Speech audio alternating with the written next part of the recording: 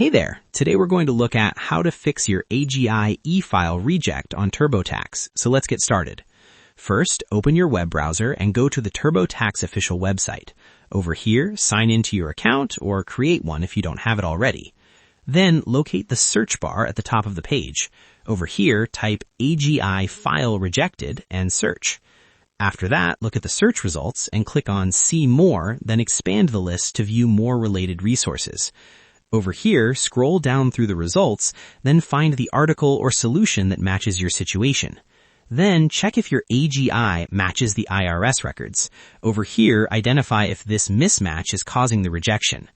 After that, look for rejection codes like IND 03104 or IND 03204, then confirm which one applies to your case. Then open the relevant article or support document. Over here, follow the steps provided to correct your AGI details.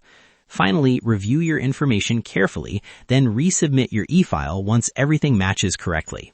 And that wraps it up. Appreciate you watching. See you in the next.